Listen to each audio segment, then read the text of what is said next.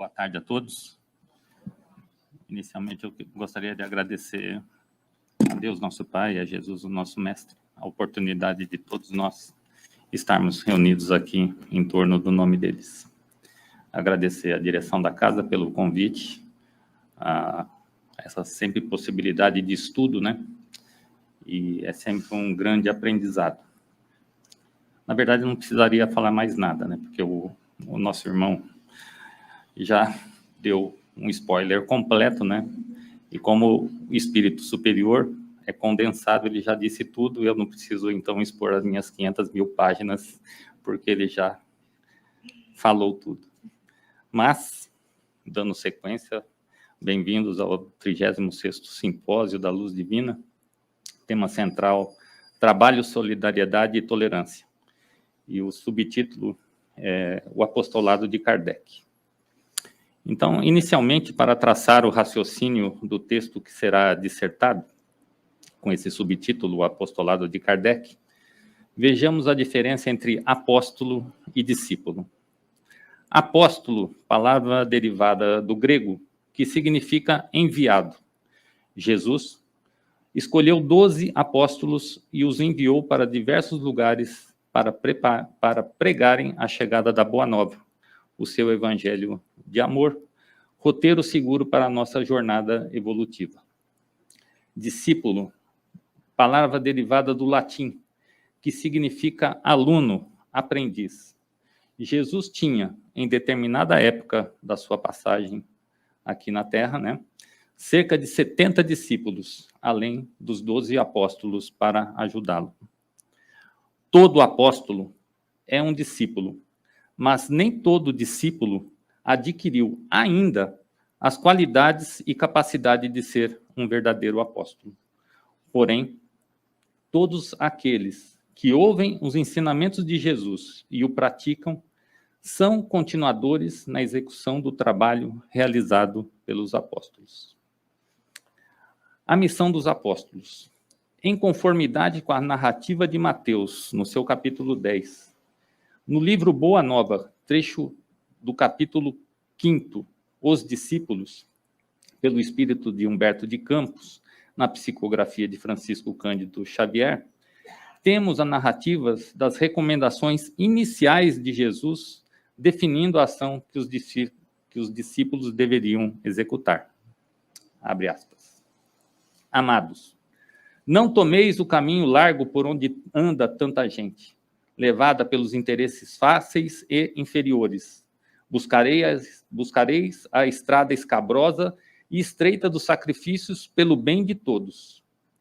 Também não penetrareis nos centros das discussões estéreis, à moda dos samaritanos, nos das contendas que nada aproveitam as edificações do verdadeiro reino dos corações, com sincero esforço.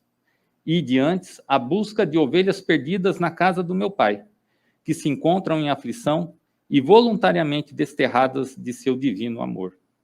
Reuni convosco todos os que se encontram de corações angustiados e dizei-lhes de minha parte que é chegado o reino de Deus.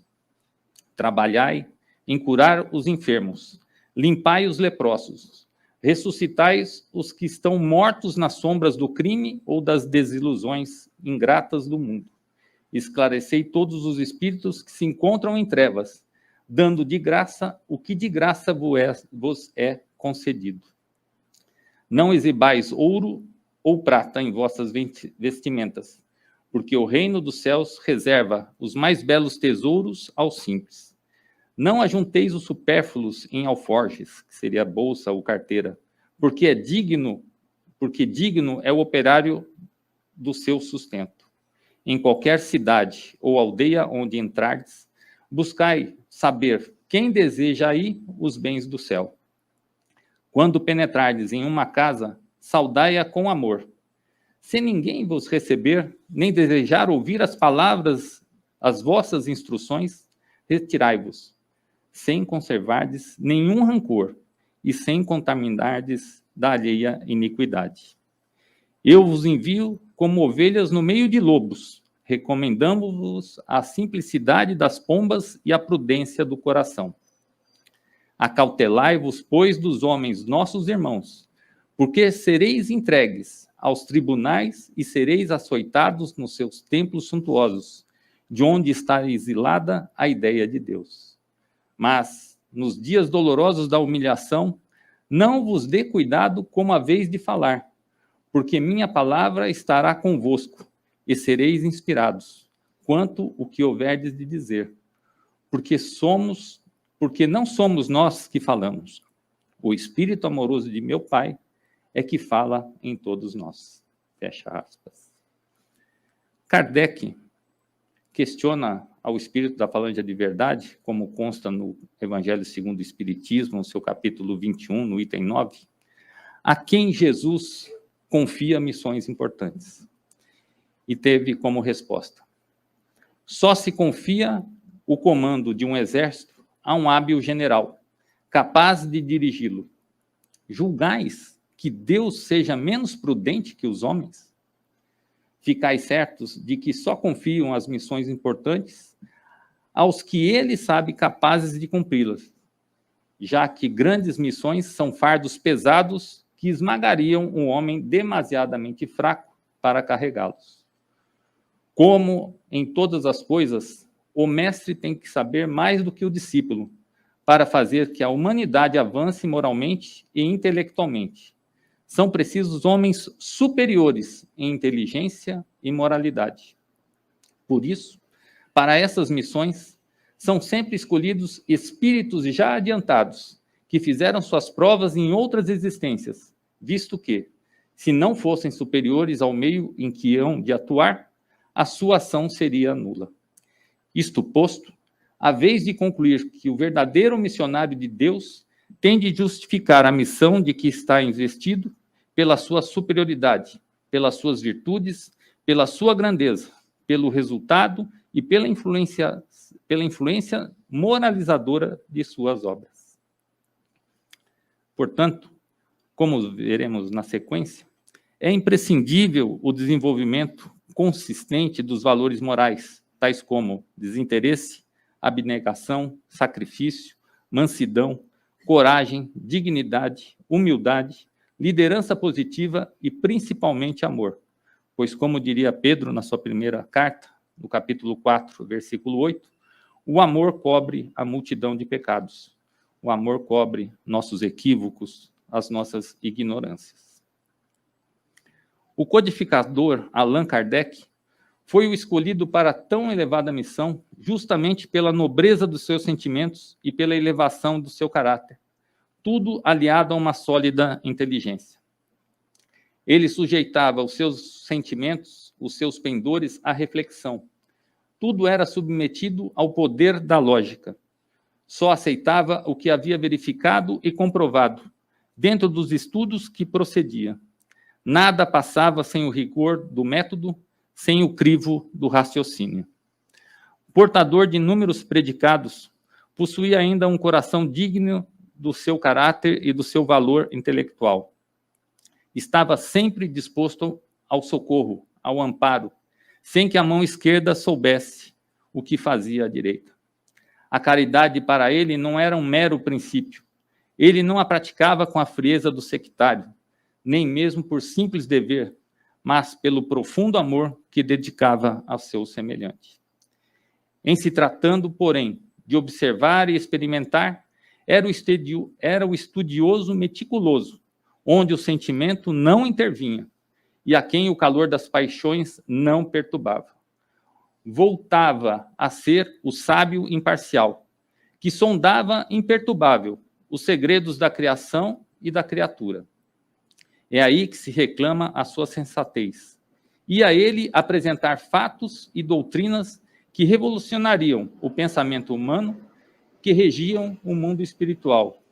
E sendo ele, com muita justeza, como dizia Camille Flammarion, o bom senso encarnado, possuindo um critério que faria inveja aos mais ponderados, percebeu a sua imensa responsabilidade nas teorias que iria espalhar e procurou, então, guiar-se pelas luzes da razão, pelos preceitos da ciência, dentro da maior imparcialidade, tendo como escopo, acima de tudo, o que parecia a verdade. Quaisquer que fossem as suas ideias, ele as punha de lado, e se outras mais sábias lhe eram ministradas, e punha de lado se outras mais sábias eram administradas. Não as tinha preconcebido, só interessava o que podia estar certo. Velhos preceitos, inúteis preconceitos, sentenças arraigadas, as religiões empedernidas, os dogmas do passado, tudo viria desmoronar diante do jorro de luz que os emissários do Senhor lhe vinham trazer.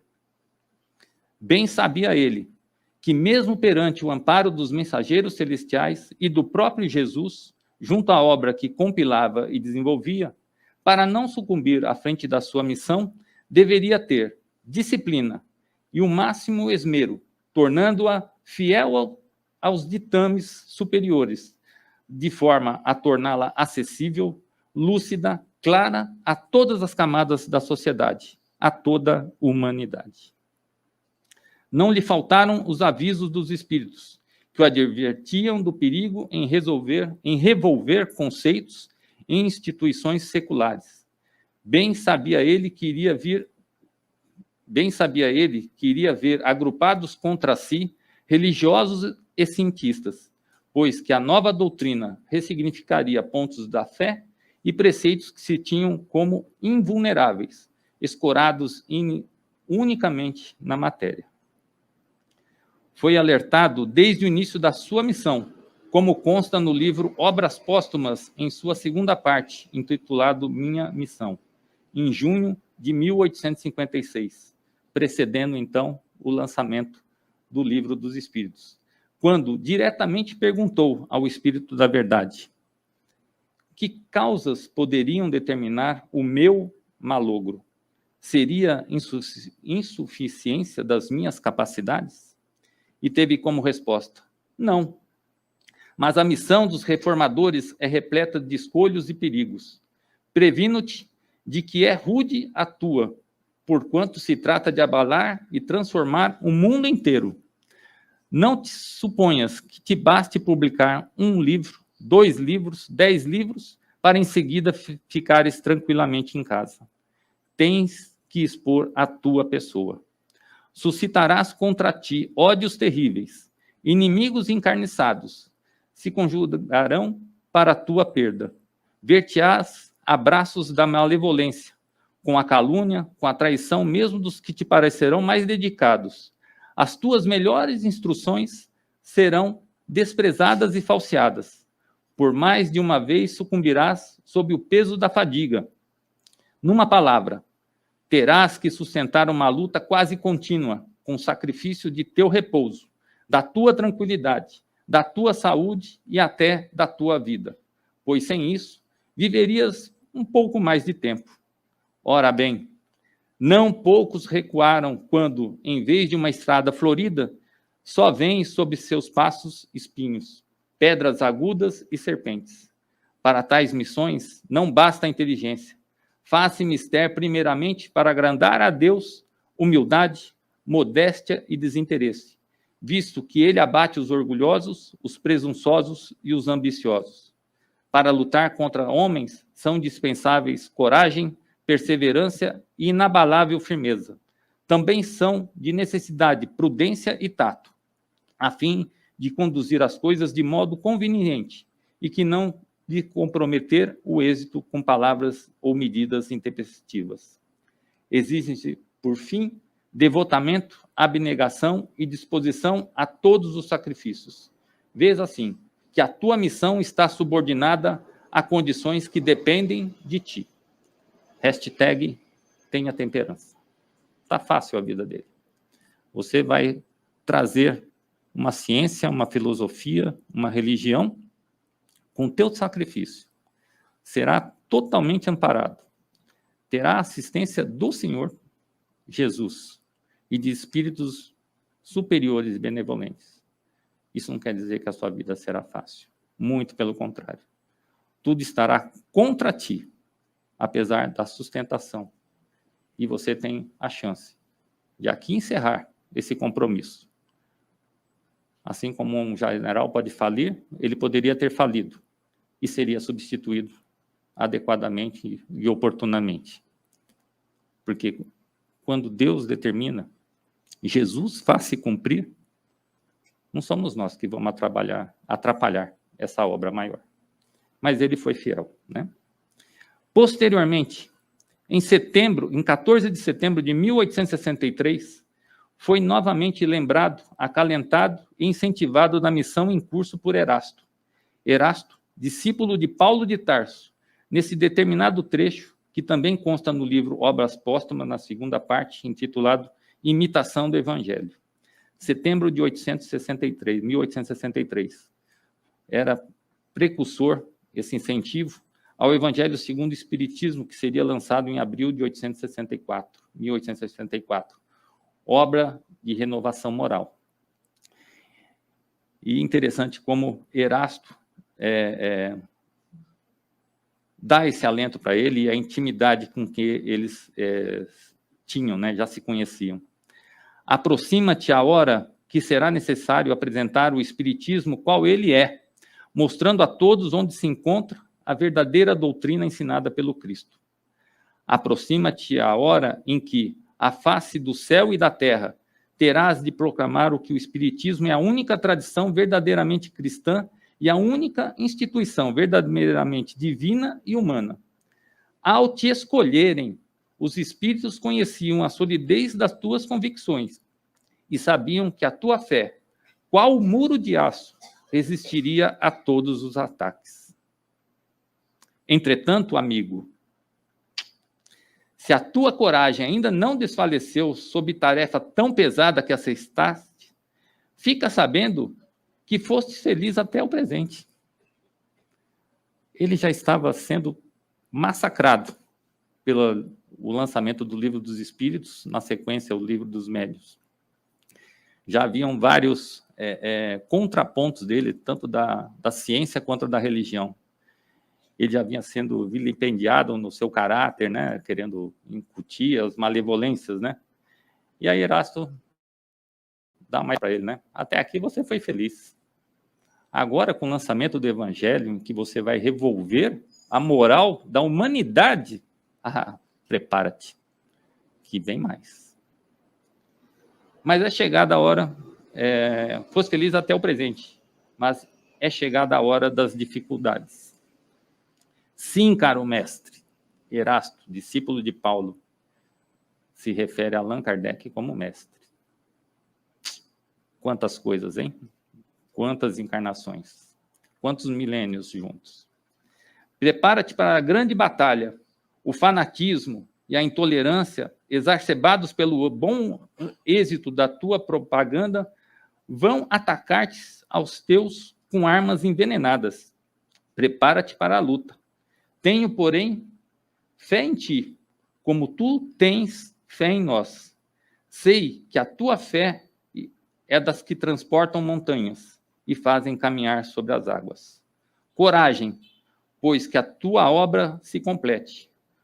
Conta conosco e conta, sobretudo, com a grande alma do Mestre de todos nós, que te protege de modo muito particular. Conta conosco e saiba que Jesus está contigo, de modo muito particular, para fazer cumprir a renovação dos sentimentos da humanidade. E pouco tempo depois, em 30 de setembro de 1863, temos também a sustentação de seu ânimo nos seguintes trechos. Erasto dizendo a Allan Kardec.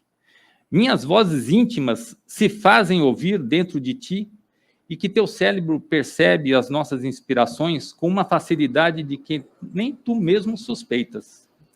Nossa ação, principalmente a do Espírito da Verdade, nossa ação e principalmente Jesus contigo, é constante em teu derredor, a qual não podes negar.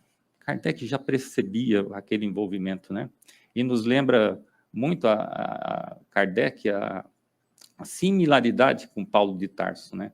Já não sou eu quem vivo, é o Cristo que vive em mim para se fazer, né, completar o seu apostolado. E ele continua, caro companheiro de antanho, ou seja, caro companheiro de outras jornadas, discípulo fiel da verdade, discípulo fiel do Cristo, que continua através da vida a obra que outrora, diante do próprio Jesus, diante do Espírito que te ama e a quem venero, juramos consagrar as nossas forças e as nossas existências até que ela se achasse concluída. 2 milênios se passaram, desde o anúncio de Jesus que viria o Evangelho, que viria a terceira revelação, né? E eles já tinham se comprometido há quantos e quantos milênios antes, até que essa obra seja concluída. Jesus escolheu, quando de sua passagem encarnado entre nós, 12 apóstolos. E em espírito, o seu 13º, o seu convertido à porta de Damasco, o vaso escolhido para propagar sua mensagem aos gentios, aos não cristãos, aos pagãos, Paulo de Tarso, o apóstolo dos gentios. E, por fim, o 14º apóstolo, Allan Kardec, o apóstolo do Evangelho Redivivo. No livro Opinião Espírita, pelo Espírito de Emmanuel, na psicografia de Francisco Cândido Xavier, temos a mensagem de número 4, intitulada Jesus, Kardec e Nós. E tem como frase inspiradora, né, a passagem que está no Evangelho segundo o Espiritismo, no capítulo 17, no seu item 8, sobre a virtude, que diz o seguinte: a virtude, no mais alto grau, é um conjunto de todas as qualidades essenciais que constituem o homem de bem. E Emmanuel, então, desenvolve essa mensagem, né, Jesus, Kardec e Nós, com os seguintes dizeres. Se Jesus considerasse a si mesmo puro demais, a ponto de não tolerar o contato das fraquezas humanas, se acreditasse que tudo deve correr por conta de Deus, se nos admitisse irremediavelmente perdidos na rebeldia e na delinquência, se condicionasse o desempenho do seu apostolado ao apoio dos homens mais cultos, se guardasse encosto endinheirado e valimento político a fim de realizar a sua obra, ou se recuasse diante do sacrifício, de certo, não conheceríamos a luz do Evangelho que nos descerra o caminho à emancipação espiritual. Se Allan Kardec superestimasse a elevada posição que lhe era devida na aristocracia da inteligência, colocando honras e títulos merecidos acima das próprias convicções, se permanecesse na expectativa da adesão de personalidade ilustres à mensagem que se fazia portador, se esperasse cobertura financeira para atirar-se à tarefa, se avaliasse suas dificuldades de educador como escasso tempo para esposar compromissos diferentes do magistério, ou se retrocedesse perante as calúnias e injúrias que içavam a estrada, não teríamos a codificação da doutrina espírita, que completa o Evangelho, integrando-nos à responsabilidade de viver. Refletindo em Jesus e Kardec, ficamos sem compreender a nossa inconsequência, quando nos declaramos demasiadamente virtuosos, ocupados, instruídos, tímidos, incapazes ou desiludidos para atender às obrigações que nos cabem na doutrina espírita. Isso porque, se eles, o mestre e o apóstolo da renovação humana, passaram entre os homens, sofrendo de lacerações e exemplificando bem por amor à verdade, enquanto nós, consciências endividadas, fugimos de aprender e servir, em proveito próprio, indiscutivelmente, estaremos, sem perceber, sob a hipnose da obsessão oculta, carregando equilíbrio por fora e loucura por dentro. Portanto, os homens de bem anulam o personalismo e praticam o bem com desinteresse completo e inteiro esquecimento de si mesmos. Procuram afastar seu foro íntimo tudo que seja orgulho, vaidade, amor próprio, que sempre desadornam potenciais qualidades. Já aqueles que apresentam como modelo e alardeia ele próprio suas qualidades e todos os ouvidos complacentes, a virtude que assim se ostenta esconde muitas vezes uma imensidade de pequenas torpezas e odiosas covardias. Em princípio, o homem que se exalta, que ergue uma estátua à sua própria virtude, que pratica o bem para colher elogios, degenera em amor próprio e anula todo o mérito real que possa ter. Mais vale pouca virtude com modéstia do que muita com orgulho. Pelo orgulho é que as humanidades sucessivamente hão perdido. Pelo orgulho é que as humanidades sucessivamente se hão perdido. Pela humildade é que um dia elas hão de se redimir. Está no Evangelho segundo o Espiritismo, no seu capítulo 17, sobre sede perfeitos, no trecho final do item 8, instruções dos Espíritos sobre a virtude. O advento do Paracleto se deu dentro de um contexto de antropocentrismo, a figura do ser humano como centro do mundo, a independência humana da figura divina. A retórica materialista ganha força devido às transformações sociais, políticas e econômicas e religiosas que foram se operando na Europa.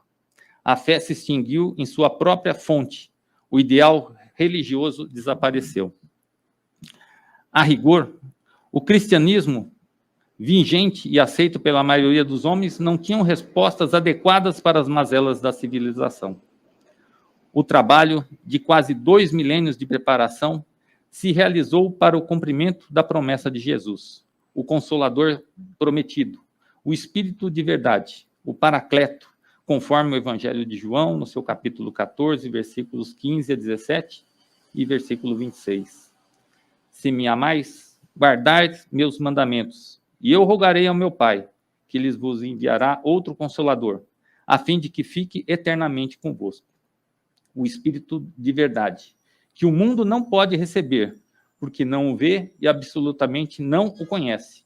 Mas, quanto a vós, conhecê-lo-eis, porque ficará convosco e estará entre vós. Porém, um Consolador, que é o Espírito Santo que meu Pai enviará em meu nome, vos ensinará todas as coisas e vos fará recordar tudo o que eu vos tenho dito. Se, portanto, o Espírito da verdade deveria vir posteriormente ensinar todas as coisas, é porque o Cristo não havia ensinado tudo à sua época. Veio recordar o que o Cristo havia dito, é que teríamos esquecido ou mal interpretado. Consoante a sua assertiva, seus ensinamentos estavam incompletos e já que anunciava a vinda daquele que deveria completar. Sendo assim, se o Cristo não pôde desenvolver seu ensinamento de uma maneira completa, é que faltava aos homens o conhecimento que não poderiam adquirir senão com o tempo, e sem os quais não poderiam compreender as coisas, e as coisas poderiam parecer um contrassenso no estado de conhecimento vigente, então. O Espiritismo é a religião fundada na promessa do Cristo, o terceiro testamento anunciado aos homens. De um lado, elevadas entidades espirituais se apresentavam aos homens que voltavam à Terra para completar a obra do Cristo. Do outro lado, Allan Kardec colocava apóstolos junto de trabalhadores espiritualizados dispostos a colaborarem na imensa tarefa.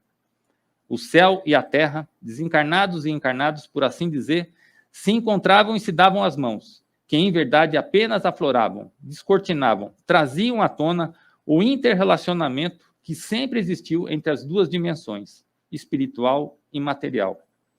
Assim, as obras fundamentais compiladas, frutos da contribuição dos dois planos, consideradas pilares da doutrina espírita, foram o Livro dos Espíritos, publicado em 18 de abril de 1857, pedra fundamental ou marco inicial da codificação.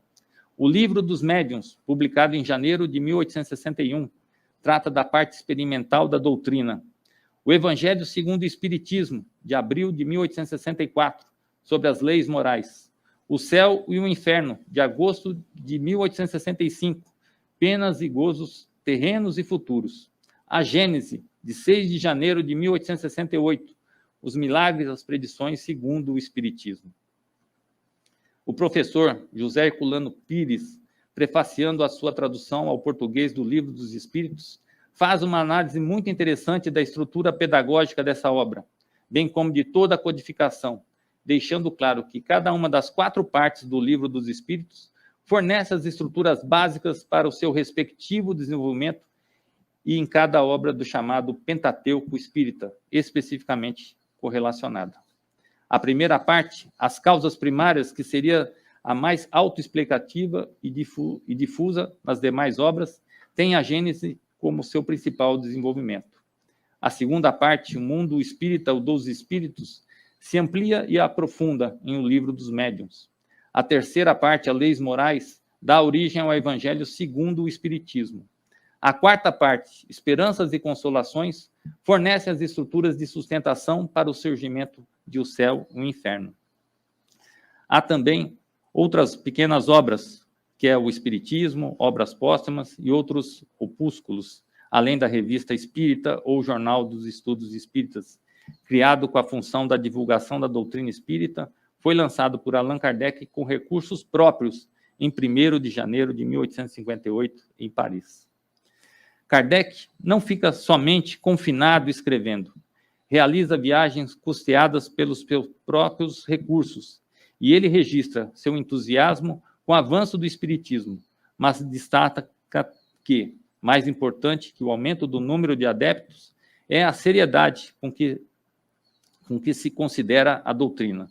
Os grupos, em sua maioria, são muito bem dirigidos, alguns até de maneira notável, com perfeito conhecimento dos verdadeiros princípios da ciência espírita. Kardec apresenta objetivos dessa viagem, dar instruções onde essas fossem necessárias e, ao mesmo tempo, nos instruirmos. Queríamos ver as coisas como os nossos próprios olhos para julgar do estado real da doutrina e da maneira pela qual ela é compreendida, estudar as causas locais favoráveis ou desfavoráveis ao seu progresso, sondar as opiniões, apreciar os efeitos da oposição e da crítica e conhecer o julgamento de que se faz certas obras. Estávamos desejosos, sobretudo, de apertar as mãos de nossos irmãos espíritas e de lhes exprimir pessoalmente a nossa muito sincera e viva simpatia. Kardec vai também dar orientações sobre o estudo da doutrina espírita, encorajar os denominados grupos de ensino, apresentar um projeto de regulamento para o uso dos grupos e pequenas sociedades espíritas, entre outras questões de ordem prática, incutindo segurança e responsabilidade. Similar a Paulo de Tarso, ele também procede viagens de divulgação. Todo o trabalho de Allan Kardec seguiu uma linha de raciocínio científico visando a renovação cultural. Antes de Kardec, embora não nos faltasse a crença em Jesus, vivíamos na Terra atribulados por flagelos da mente, tais quais o combate recíproco e incessante entre os discípulos do Evangelho, o cárcere das interpretações literais, o espírito de seita, a intransigência delituosa, a obsessão sem remédio, o anátema nas áreas da filosofia e da ciência, o cativeiro aos rituais, a dependência quase absoluta dos templos de pedra para as tarefas da edificação íntima, a preocupação da hegemonia religiosa, a tirania dos medos, antes as sombrias perspectivas do além-túmulo, o pavor da morte por suposto fim da vida.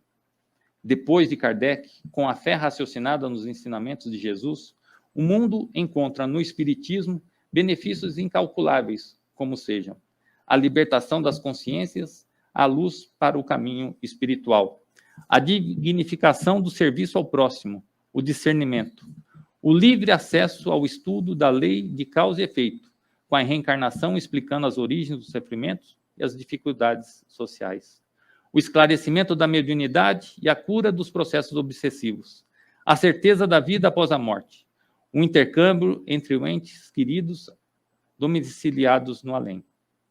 A seara da esperança, o clima da verdadeira compreensão humana, o lar da fraternidade entre todas as criaturas, a escola do conhecimento superior, desvendando as trilhas da evolução e a multiplicidade das moradas nos domínios do universo. No livro Opinião Espírita, uma nova mensagem de Emmanuel na psicografia de Chico Xavier, a mensagem número 2, o Mestre e o Apóstolo, prefaciado pelo que consta no Evangelho segundo o Espiritismo, capítulo 1, item 7. Assim como Cristo disse, não vim destruir a lei, porém cumpri-la, Também o Espiritismo diz: não vim destruir a lei cristã, mas dar-lhe execução. E Emmanuel disserta sobre o mestre e o apostolado. Luminosa a coerência entre o Cristo e o apóstolo que lhe restaurou a palavra. Jesus, o mestre, Kardec, o professor. Jesus refere-se a Deus, junto à fé sem obras. Kardec fala de Deus, rente às obras sem fé. Jesus é combatido desde a primeira hora do Evangelho, pelos que se acomodam na sombra. Kardec é impugnado desde o primeiro dia do Espiritismo, pelos que fogem da luz. Jesus caminha sem convenções. Kardec age sem preconceitos. Jesus exige coragem de atitudes. Kardec reclama independência mental. Jesus convida ao amor. Kardec impele a caridade. Jesus consola a multidão. Kardec esclarece o povo. Jesus acorda o sentimento. Kardec desperta a razão. Jesus constrói. Kardec consolida. Jesus revela. Kardec descortina. Jesus propõe. Kardec expõe. Jesus lança as bases do cristianismo entre fenômenos mediúnicos. Kardec recebe os princípios da doutrina espírita através da mediunidade. Jesus afirma que é preciso nascer de novo. Kardec explica a reencarnação. Jesus reporta-se às outras moradas. Kardec menciona outros mundos. Jesus espera que a verdade emancipe os homens, ensina que a justiça atribui a cada um pelas próprias obras e anuncia que o Criador será adorado na terra em espírito. Kardec esculpe na consciência as leis do universo. Em suma, diante do acesso aos mais altos valores da vida, Jesus e Kardec estão perfeitamente conjugados pela sabedoria divina. Jesus, a porta. Kardec, a chave.